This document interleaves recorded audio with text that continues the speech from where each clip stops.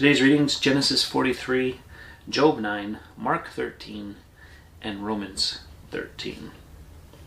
I was debating between a couple places to talk this morning, but I think we're going to start at least in Job chapter 9 with just a reference back to Genesis chapter 43.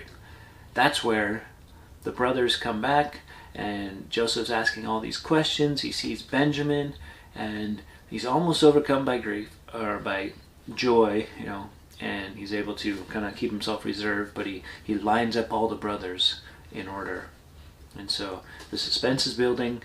He's about to let him know who he is, but just not quite yet. So it's fascinating what's happening. Joseph, with all the power, all the ability to really punish his brothers, but that's not his heart. That's not what's in him.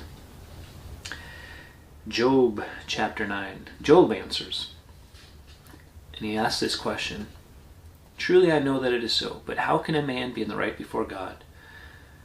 If one wished to contend with him, one could not answer him 1,000 times. He is wise in heart and mighty in strength."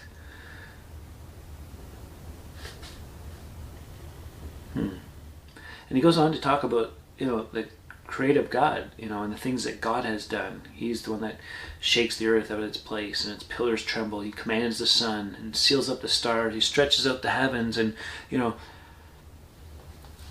Verse 11, "Behold, he passes by me, and I see him not. He moves on, but I do not perceive him. Behold, he snatches away. Who can turn him back? Who will say to him, 'What are you doing?'" This is interesting. Verse 14, "How then can I answer him, choosing my words with him? Though I am in the right, I cannot answer him. I must appeal for mercy to my accuser. If I summoned him and he answered me, I would not believe that he is listening to my voice. He crushes me with a tempest and multiplies my wounds without cause. He will not let me get my breath, but fills me with bitterness. If it is a contest of strength, behold, he is mighty. If it is a matter of justice, who can summon him? Though I am in the right, my own mouth would condemn me. Though I am blameless, he would prove me perverse. I am blameless. I regard not myself. I loathe my life. It is all one. Therefore, I say, he destroys both the blameless and the wicked. When disaster brings sudden death, he mocks at the calamity of the innocent. The earth is given into the hand of the wicked. He covers the faces of its judges. If it is not he, who then is it?" Now, there's this kind of heart here of Job early on in this book that he's trying to let his friends know, and I think it's just his heart, that he knows the situation. That he knows, I don't think there's anything in me as to why these things have happened, right? Because that's what his friends were suggesting at the beginning. Well, surely there's sin in you. Surely you've done something to offend God.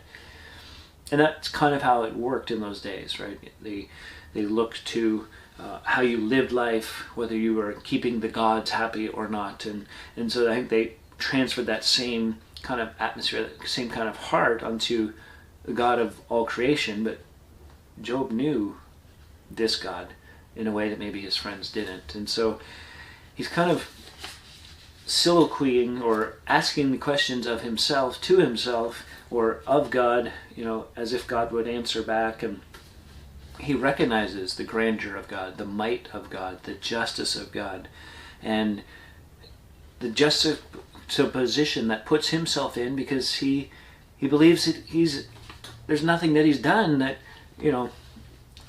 has caused all this, and yet he's figuring out, well, God's still God. And I think he's trying to figure it out, And sometimes we get upset with people with questions, and we should never. Those that are genuinely seeking the Lord, verse 32 of Job 9 says, "For he is not a man as I am, that I might answer him, that we should come to trial together. There is no arbiter between us who might lay his hand on us both. Let him take his rod away from me, and let not dread of him terrify me. Then I would speak without fear of him, for I am not so in myself. Like, it's not the same. He's God, I'm not. So very early on, he's recognizing that. And I think that's something we often forget, because we have such a good life. Even in the midst of the pain and the suffering that comes as part of this life, we have it really well. And so we tend to look at life through the lens of how life is going.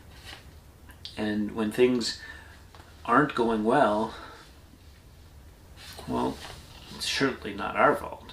It must be God's. And God's not fair. And all these things. And Job's careful to go, wait a minute. Like, there's still fear of God in me, right? This holy fear, this reverence for who God is, that he's set apart. There's none like him. He's the creator God. I am not. And I think that's helpful, and that's good for us to recognize and to remember. Till next time, keep growing little by little.